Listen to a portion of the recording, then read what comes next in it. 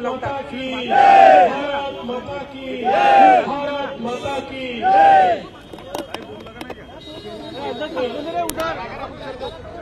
इस महर्षि वाल्मीकि चौक में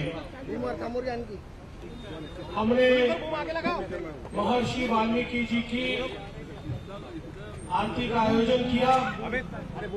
भारतीय जनता पार्टी अनुसूचित जाती मोर्चाच्या वतीने अतिशय सुंदर कार्यक्रम आज आयोजित झाला आणि आपल्या सगळ्यांनाच माहिती आहे, महर्षी वाल्मीकि नसते तर रामायण आपल्यापर्यंत पोहोचले नसते।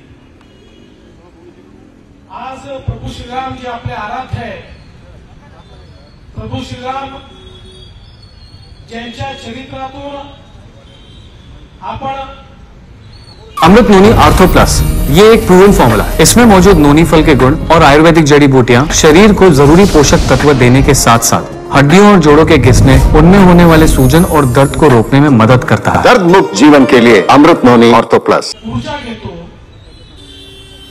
आपले तत्व आपले मूल्य त्यांच्यापासून सुरू होतात आणि भारतीय संस्कृती ज्यांच्या अस्तित्वामुळे समृद्ध झाली, अशा प्रभू श्रीरामांना खऱ्या अर्थानं जनसामान्यांपर्यंत पोहोचवण्याचं काम हे महर्षी वाल्मिकींनी केलं।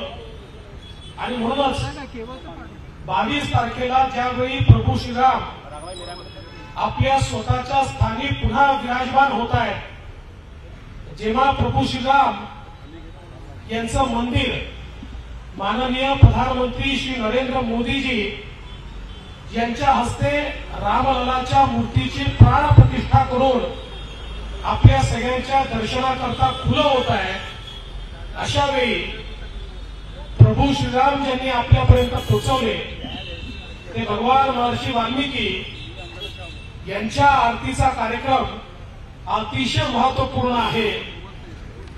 कारण त्यांच्यामुळेच आपण रामापर्यंत पोहोचलोय आणि म्हणून मी अनुसूचित जाती मोर्चाचं मनापासून अभिनंदन करतो की आपण महर्षी वाल्मीकींची या ठिकाणी आरती केली आणि महाप्रसादाचं देखील आयोजन केलं।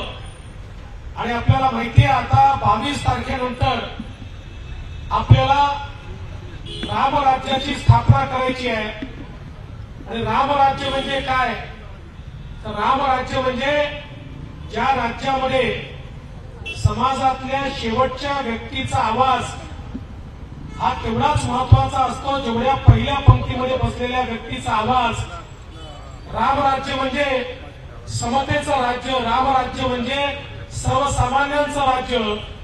ज्या प्रकारे आपले संविधानकार भारतरत्न डॉक्टर बाबासाहेब आंबेडकरांनी संविधानाच्या माध्यमातून आपल्याला एक समानतेचं समतेचं राज्य स्थापन करण्याची प्रेरणा दिली, तेच राज्य हे मला असं वाटतं की आपल्या रामराज्याची जी संकल्पना आहे ती संकल्पना तीच आहे।